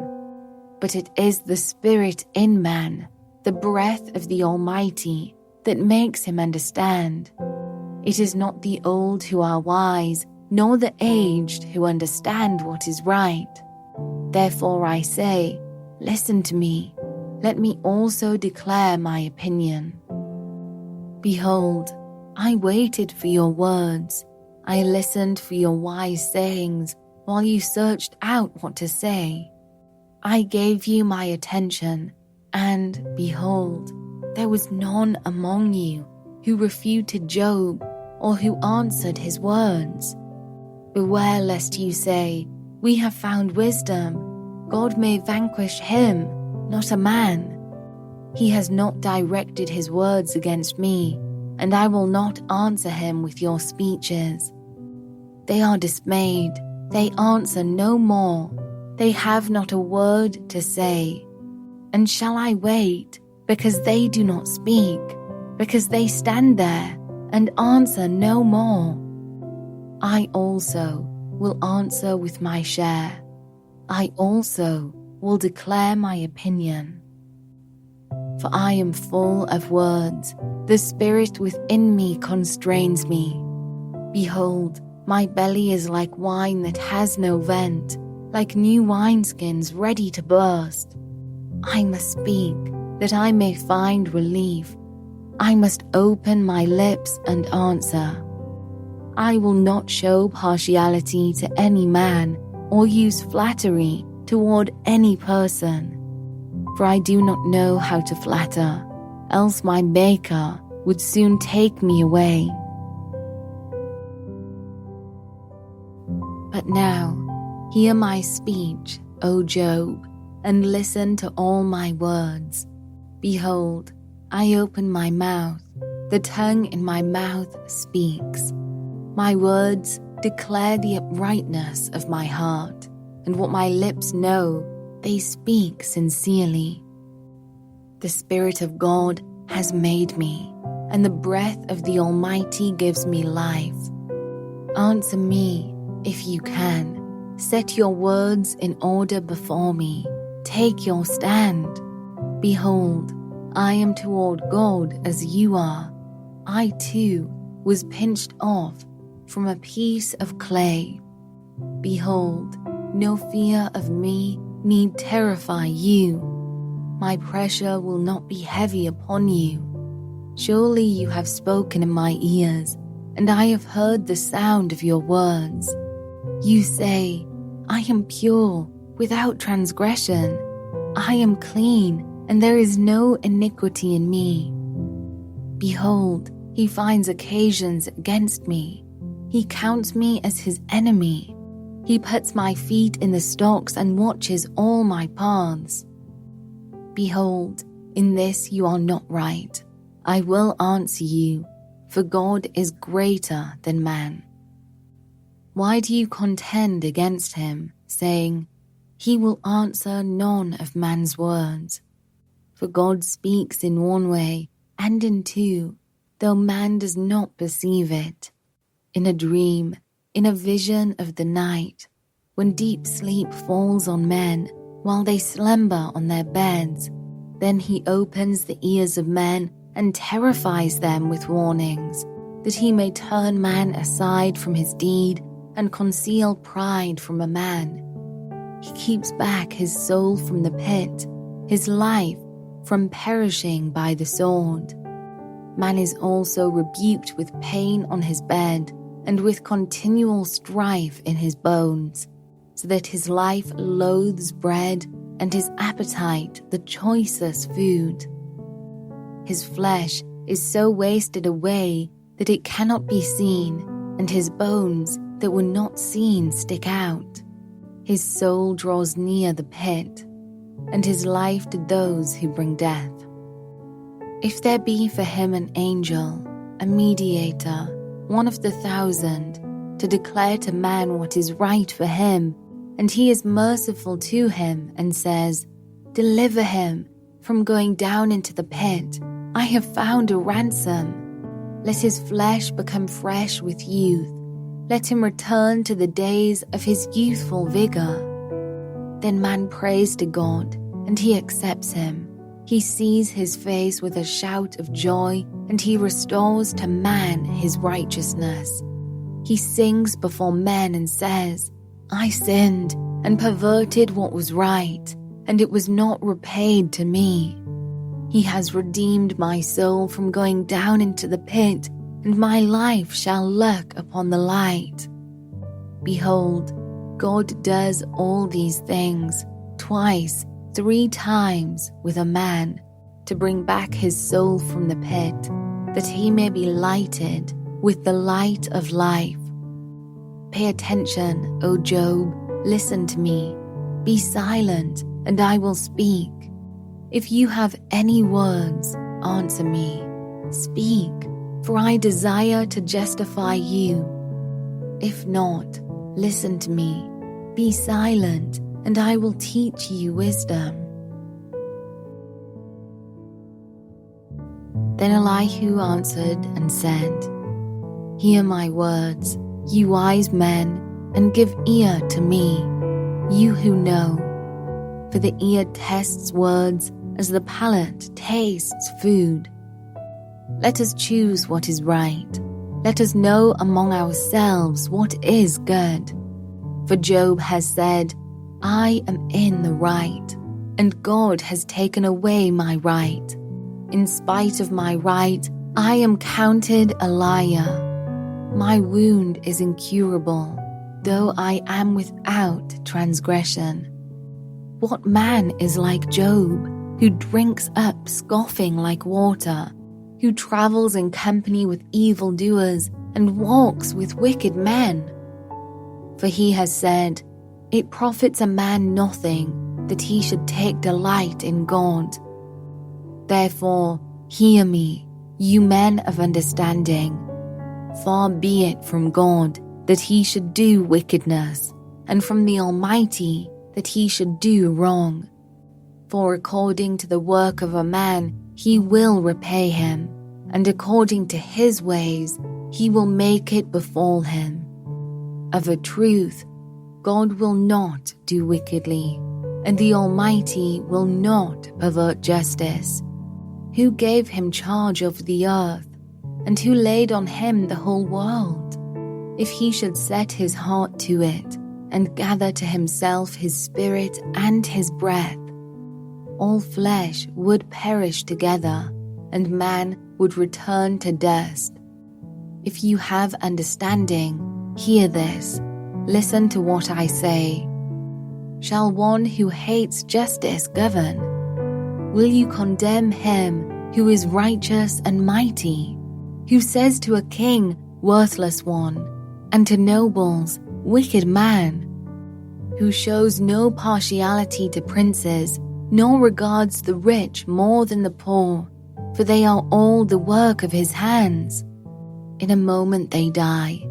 At midnight the people are shaken and pass away, for the mighty are taken away by no human hand. For his eyes are on the ways of a man, and he sees all his steps. There is no gloom or deep darkness where evildoers may hide themselves. For God has no need to consider a man further, that he should go before God in judgment. He shatters the mighty without investigation and sets others in their place. Thus, knowing their works, he overturns them in the night, and they are crushed. He strikes them for their wickedness in a place for all to see, because they turned aside from following him and had no regard for any of his ways, so that they caused the cry of the poor to come to him, and he heard the cry of the afflicted. When he is quiet, who can condemn? When he hides his face, who can behold him? Whether it be a nation or a man, that a godless man should not reign, that he should not ensnare the people. For has anyone said to God, I have borne punishment, I will not offend any more. Teach me what I do not see. If I have done iniquity, I will do it no more. Will he then make repayment to suit you, because you reject it? For you must choose, and not I. Therefore declare what you know. Men of understanding will say to me, and the wise man who hears me will say, Job speaks without knowledge. His words are without insight. Would that Job were tried to the end, because he answers like wicked men. For he adds rebellion to his sin. He claps his hands among us, and multiplies his words against God. And Elihu answered and said, Do you think this to be just? Do you say, It is my right before God? That you ask, What advantage have I? How am I better off than if I had sinned? I will answer you and your friends with you. Look at the heavens and see, and behold the clouds which are higher than you. If you have sinned, what do you accomplish against him? And if your transgressions are multiplied, what do you do to him? If you are righteous, what do you give to him? Or what does he receive from your hand? Your wickedness concerns a man like yourself, and your righteousness a son of man. Because of the multitude of oppressions, people cry out. They call for help because of the arm of the mighty. But none says, Where is God my Maker? Who gives songs in the night, who teaches us more than the beasts of the earth, and makes us wiser than the birds of the heavens. There they cry out, but he does not answer, because of the pride of evil men. Surely God does not hear an empty cry, nor does the Almighty regard it. How much less when you say that you do not see him, that the case is before him, and you are waiting for him. And now, because his anger does not punish, and he does not take much note of transgression, Job opens his mouth in empty talk. He multiplies words without knowledge. And Elihu continued and said, Bear with me a little, and I will show you, for I have yet something to say on God's behalf. I will get my knowledge from afar and ascribe righteousness to my Maker. For truly, my words are not false. One who is perfect in knowledge is with you. Behold, God is mighty and does not despise any. He is mighty in strength of understanding. He does not keep the wicked alive, but gives the afflicted their right. He does not withdraw his eyes from the righteous, but with kings on the throne he sets them forever, and they are exalted. And if they are bound in chains and caught in the cords of affliction, then he declares to them their work and their transgressions, that they are behaving arrogantly. He opens their ears to instruction and commands that they return from iniquity. If they listen and serve him, they complete their days in prosperity, and their years in pleasantness. But if they do not listen, they perish by the sword and die without knowledge. The godless in heart cherish anger.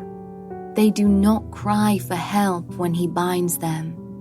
They die in youth, and their life ends among the cult prostitutes. He delivers the afflicted by their affliction and opens their ear by adversity. He also allured you out of distress into a broad place where there was no cramping, and what was set on your table was full of fatness. But you are full of the judgment on the wicked. Judgment and justice seize you. Beware lest wrath entice you into scoffing, and let not the greatness of the ransom turn you aside. Will your cry for help avail to keep you from distress, or all the force of your strength? Do not long for the night, when peoples vanish in their place. Take care, do not turn to iniquity, for this you have chosen rather than affliction. Behold, God is exalted in his power. Who is a teacher like him? Who has prescribed for him his way, or who can say, you have done wrong? Remember to extol his work, of which men have sung. All mankind has looked on it. Man beholds it from afar.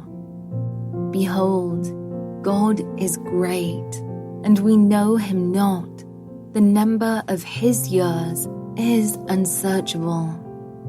For he draws up the drops of water. They distill his mist in rain, which the skies pour down and drop on mankind abundantly. Can anyone understand the spreading of the clouds, the thunderings of his pavilion? Behold, he scatters his lightning about him and covers the roots of the sea. For by these he judges peoples. He gives food in abundance. He covers his hands with the lightning and commands it to strike the mark. Its crashing declares his presence. The cattle also declare that he rises. At this also my heart trembles and leaps out of its place. Keep listening to the thunder of his voice and the rumbling that comes from his mouth. Under the whole heaven he lets it go, and his lightning to the corners of the earth. After it his voice roars, he thunders with his majestic voice, and he does not restrain the lightnings when his voice is heard. God thunders wondrously with his voice. He does great things that we cannot comprehend. For to the snow he says, fall on the earth. Likewise to the downpour, his mighty downpour. He seals up the hand of every man, that all men whom he made may know it. Then the beasts go into their lairs and remain in their dens. From its chamber comes the whirlwind, and cold from the scattering winds. By the breath of God ice is given, and the broad waters are frozen fast. He loads the thick cloud with moisture. The clouds scatter his lightning. They turn around and around by his guidance to accomplish all that he commands them on the face of the habitable world. Whether for correction, or for his land, or for love, he causes it to happen. Hear this, O Job. Stop and consider the wondrous works of God. Do you know how God lays his command upon them and causes the lightning of his cloud to shine? Do you know the balancings of the clouds, the wondrous works of him who is perfect in knowledge? You whose garments are hot when the earth is still because of the south wind. Can you, like him, spread out the skies, hard as a cast metal mirror? Teach us what we shall say to him.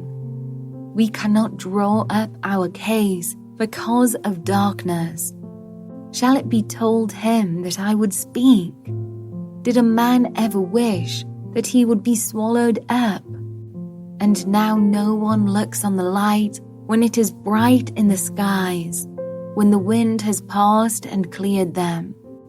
Out of the north comes golden splendor. God is clothed with awesome majesty. The Almighty, we cannot find him. He is great in power. Justice and abundant righteousness he will not violate. Therefore men fear him. He does not regard any who are wise in their own conceit. Then the Lord answered Job out of the whirlwind and said, Who is this that darkens counsel by words without knowledge? Dress for action like a man. I will question you, and you make it known to me. Where were you when I laid the foundation of the earth? Tell me, if you have understanding. Who determined its measurements? Surely you know. Or who stretched the line upon it? On what were its bases sunk? Or who laid its cornerstone? When the morning stars sang together and all the sons of God shouted for joy? Or who shut in the sea with doors when it burst out from the womb? When I made clouds its garment, and thick darkness its swaddling band, and prescribed limits for it, and set bars and doors, and said, Thus far shall you come, and no farther, and here shall your proud waves be stayed. Have you commanded the morning since your days began, and caused the dawn to know its place, that it might take hold of the skirts of the earth, and the wicked be shaken out of it? It is changed like clay under the seal, and its features stand out like a garment. From the wicked their light is withheld, and their uplifted arm is broken. Have you entered into the springs of the sea, or walked in the recesses of the deep? Have the gates of death been revealed to you, or have you seen the gates of deep darkness? Have you comprehended the expanse of the earth? Declare, if you know all this. Where is the way to the dwelling of light? And where is the place of darkness? that you may take it to its territory, and that you may discern the paths to its home. You know, for you were born then, and the number of your days is great. Have you entered the storehouses of the snow, or have you seen the storehouses of the hail, which I have reserved for the time of trouble, for the day of battle and war? What is the way to the place where the light is distributed, or where the east wind is scattered upon the earth? Who has cleft a channel for the torrents of rain, and a way for the thunderbolt, to bring rain on a land where no man is, on the desert in which there is no man, to satisfy the waste and desolate land, and to make the ground sprout with grass? Has the rain a father, or who has begotten the drops of dew? From whose womb did the ice come forth, and who has given birth to the frost of heaven? The waters become hard like stone, and the face of the deep is frozen. Can you bind the chains of the Pleiades, or loose the cords of Orion? Can you lead forth the Mazzaroth in their season, or can you guide the bear with its children? Do you know the ordinances of the heavens? Can you establish their rule on the earth? Can you lift up your voice to the clouds, that a flood of waters may cover you? Can you send forth lightnings, that they may go and say to you, here we are? Who has put wisdom in the inward parts, or given understanding to the mind? Who can number the clouds by wisdom, or who can tilt the waterskins of the heavens? When the dust runs into a mass, and the clods stick fast together. Can you hunt the prey for the lion, or satisfy the appetite of the young lions, when they crouch in their dens, or lie in wait in their thicket? Who provides for the raven its prey, when its young ones cry to God for help, and wander about for lack of food? Do you know when the mountain goats give birth? Do you observe the calving of the does? Can you number the months that they fulfill? And do you know the time when they give birth? When they crouch, bring forth their offspring, and are delivered of their young. Their young ones become strong. They grow up in the open. They go out and do not return to them. Who has let the wild donkey go free? Who has loosed the bonds of the swift donkey? To whom I have given the arid plain for his home, and the salt land for his dwelling place. He scorns the tumult of the city. He hears not the shouts of the driver. He ranges the mountains as his pasture, and he searches after every green thing.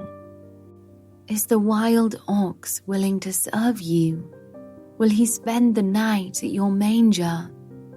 Can you bind him in the furrow with ropes, or will he harrow the valleys after you? Will you depend on him because his strength is great, and will you leave to him your labor? Do you have faith in him that he will return your grain and gather it to your threshing floor? The wings of the ostrich wave proudly, but are they the pinions and plumage of love? For she leaves her eggs to the earth and lets them be warmed on the ground, forgetting that a foot may crush them, and that the wild beast may trample them. She deals cruelly with her young, as if they were not hers. Though her labor be in vain, yet she has no fear, because God has made her forget wisdom and given her no share in understanding. When she rouses herself to flee, she laughs at the horse and his rider. Do you give the horse his might? Do you clothe his neck with a mane? Do you make him leap like the locust? His majestic snorting is terrifying. He paws in the valley and exults in his strength. He goes out to meet the weapons.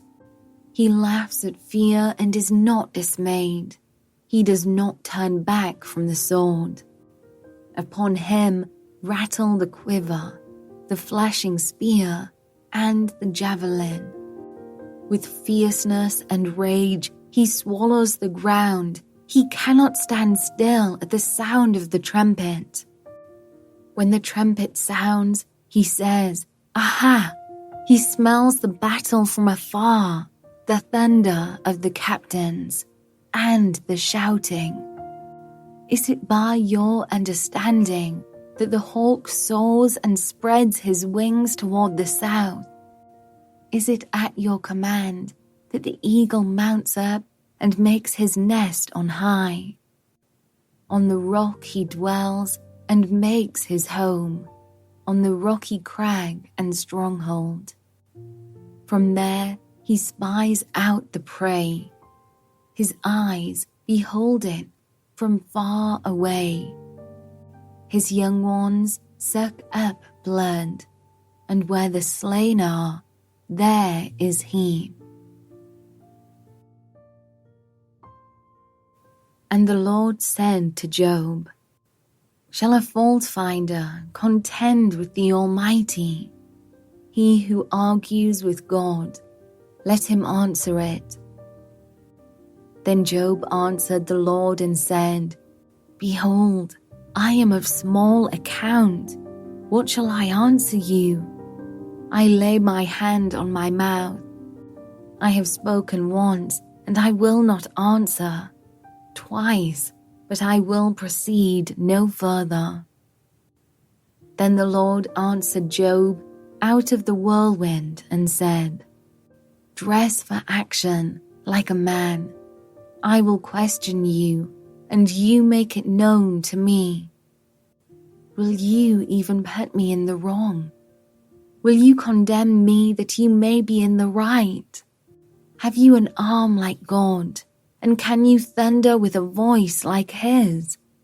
Adorn yourself with majesty and dignity. Clothe yourself with glory and splendor. Pour out the overflowings of your anger, and look on everyone who is proud and abase him. Look on everyone who is proud and bring him low, and tread down the wicked where they stand. Hide them all in the dust together. Bind their faces in the world below. Then will I also acknowledge to you that your own right hand can save you. Behold, Behemoth, which I made as I made you. He eats grass like an ox. Behold, his strength in his loins, and his power in the muscles of his belly. He makes his tail stiff like a cedar. The sinews of his thighs are knit together. His bones are tubes of bronze, his limbs like bars of iron. He is the first of the works of God. Let him who made him bring near his sword. For the mountains yield food for him, where all the wild beasts play. Under the lotus plants he lies, in the shelter of the reeds and in the marsh. For his shade the lotus trees cover him, the willows of the brook surround him. Behold, if the river is turbulent, he is not frightened. He is confident, though Jordan rushes against his mouth? Can one take him by his eyes, or pierce his nose with a snare?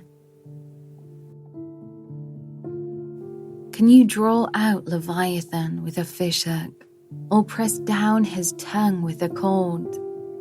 Can you put a rope in his nose, or pierce his jaw with a hook? Will he make many pleas to you? Will he speak to you soft words? Will he make a covenant with you, to take him for your servant forever? Will you play with him as with a bird, or will you put him on a leash for your girls? Will traders bargain over him? Will they divide him up among the merchants? Can you fill his skin with harpoons, or his head with fishing spears? Lay your hands on him. Remember the battle. You will not do it again. Behold, the hope of a man is false. He is laid low even at the sight of him. No one is so fierce that he dares to stir him up. Who then is he who can stand before me? Who has first given to me that I should repay him? Whatever is under the whole heaven is mine. I will not keep silence concerning his limbs, or his mighty strength, or his goodly frame. Who can strip off his outer garment? Who would come near him with a bridle? Who can open the doors of his face? Around his teeth is terror. His back is made of rows of shields, shut up closely, as with a seal. One is so near to another that no air can come between them. They are joined one to another. They clasp each other and cannot be separated. His sneezings flash forth light, and his eyes are like the eyelids of the dawn. Out of his mouth go flaming torches, sparks of fire leap forth. Out of his nostrils comes forth smoke, as from a boiling pot and burning rushes. His breath kindles coals, and a flame comes forth from his mouth. In his neck abides strength, and terror dances before him. The folds of his flesh stick together, firmly cast on him and immovable. His heart is hard as a stone, hard as the lower millstone. When he raises himself up, the mighty are afraid. At the crashing, they are beside themselves. Though the sword reaches him, it does not avail, nor the spear, the dart, or the javelin. He counts iron as straw, and bronze as rotten wood. The arrow cannot make him flee. For him, sling stones are turned to stubble. Clubs are counted as stubble. He laughs at the rattle of javelins. His underparts are like sharp potsherds. He spreads himself like a threshing sledge on the mire. He makes the deep boil like a pot. He makes the sea like a pot of ointment. Behind him, he leaves a shining wake. One would think the deep to be white-haired. On earth there is not his like, a creature without fear. He sees everything that is high. He is king over all the sons of pride. Then Job answered the Lord and said, I know that you can do all things, and that no purpose of yours can be thwarted. Who is this that hides counsel without knowledge? Therefore I have uttered what I did not understand, things too wonderful for me, which I did not know. Hear, and I will speak. I will question you, and you make it known to me. I had heard of you by the hearing of the ear, but now my eye sees you. Therefore I despise myself and repent in dust and ashes. After the Lord had spoken these words to Job, the Lord said to Eliphaz the Temanite, My anger burns against you and against your 2 friends, for you have not spoken of me what is right, as my servant Job has. Now therefore, take 7 bulls and 7 rams, and go to my servant Job, and offer up a burnt offering for yourselves. And my servant Job shall pray for you, for I will accept his prayer, not to deal with you according to your folly. For you have not spoken of me what is right, as my servant Job has. So Eliphaz the Temanite, and Bildad the Shuhite, and Zophar the Naamathite went and did what the Lord had told them, and the Lord accepted Job's prayer. And the Lord restored the fortunes of Job when he had prayed for his friends, and the Lord gave Job twice as much as he had before. Then came to him all his brothers and sisters, and all who had known him before, and ate bread with him in his house. And they showed him sympathy and comforted him for all the evil that the Lord had brought upon him. And each of them gave him a piece of money and a ring of gold. And the Lord blessed the latter days of Job more than his beginning. And he had 14,000 sheep, 6,000 camels, 1,000 yoke of oxen, and 1,000 female donkeys. He had also 7 sons and 3 daughters. And he called the name of the first daughter Jemimah, and the name of the second Keziah, and the name of the third Keren-Happuch. And in all the land there were no women so beautiful as Job's daughters. And their father gave them an inheritance among their brothers.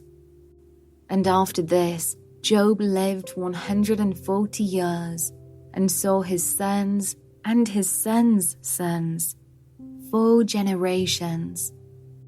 And Job died, an old man and full of days.